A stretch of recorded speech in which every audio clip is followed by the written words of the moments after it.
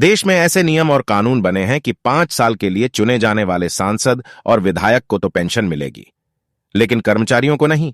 इन नियम और कानूनों के लागू होने के बाद उत्तर प्रदेश में 15 लाख कर्मचारी व देश में 1 करोड़ शिक्षकों सहित अन्य कर्मचारी एनपीएस लागू होने से प्रभावित हुए हैं, जिन्हें पेंशन से वंचित कर दिया गया है, जिसको लेकर विरोध प्रदर्शन होता रहता है। पेंशन बहाली को लेकर अटेवा पेंशन बचाओ मंच के आह्वान पर कर्मचारियों ने पूरे देश में सांसद के घर जाओ, घंटी बजाओ कार्यक्रम रखा।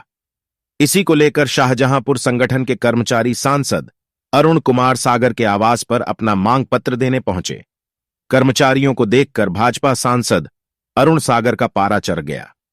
सांसद ने कहा कि किसी के आवास पर आकर हंगामा काटना उचित नहीं है, जबकि कर्मचारियों की मांग थी कि पुरानी पेंशन को पुनः लागू की जाए और एनपीएस को समाप्त किया जाए।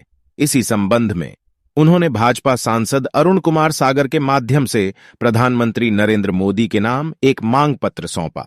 मांग पत्र में उन्होंने कहा कि पुरानी पेंशन व्यवस्था को समाप्त कर शोषणकारी पेंशन व्यवस्था एनपीएस लागू की गई है, जो न तो शिक्षकों कर्मचारियों के हित में है और न ही प्रदेश व देश के हित में है। मांग पत्र में उन्होंने कहा है कि एनपीएस के तहत सेवानिवृत्त होने वाले शिक्षकों कर्मचारियों व अधिकारियों में किसी को 1200, किसी को 1800 रुपए और किसी को 3,500 से 4,000 रुपए तक पेंशन के रूप में प्राप्त हो रहा है, जिससे उन्हें अपना जीवन यापन करने में परेशानियों का सामना करना पड़ रहा है। इतने कम पैसे में वह अपने स्वास्थ्य तक का ख्याल नहीं रख सकते, जो बहुत ही दुर्भाग्यपूर्ण है। कर्मचारियों ने मांग पत्र में पुरानी पेंशन व्यवस्था लागू करने व निजीकरण को समाप्त करने की मांग की है। असल में इन लोगों की मुझे जानकारी नहीं थी। सुबह सुबह अगर ज्ञापन भी देना है तो बात करनी चाहिए। किसी के आवास पे आकर इस तरीके से हंगामा काटना ये उचित नहीं है।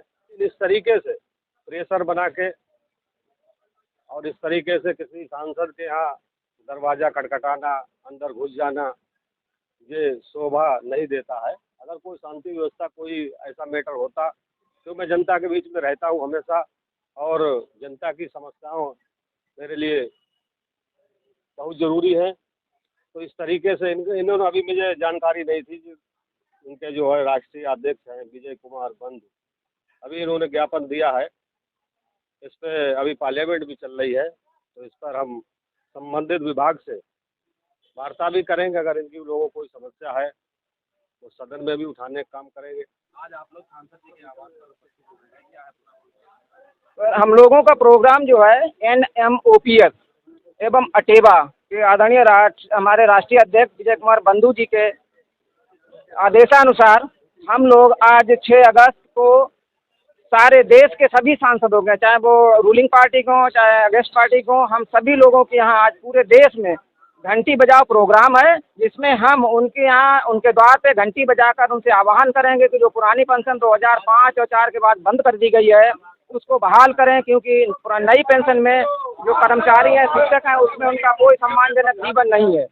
इसीलिए हम सब लोग सांसद जी के द्वार पे आज यहाँ उपस्थित हुए हैं और ये ज्ञापन देंगे माननीय सांसद जी को। इनके माध्यम से प्रधानमंत्री मोदी जी के पास पहुँचेगा। उनसे मेरा निवेदन है, अनुरोध है कि वो पुरानी पेंशन बहाल करें, जो भी शिक्षक हैं, कर्मचारी हैं, उनके हित में है। और नई पेंशन व्यवस्था जो लागू करी गई है 2005 और 4 के बाद, वो बिल्कुल हितकारी नहीं है। उससे कोई भी रिटायर होने के बाद अपना जीवन सम्मानजनक व्यतीत नहीं कर सकता है। यही हमारा ज्ञापन है, यही आज का प्रोग्राम।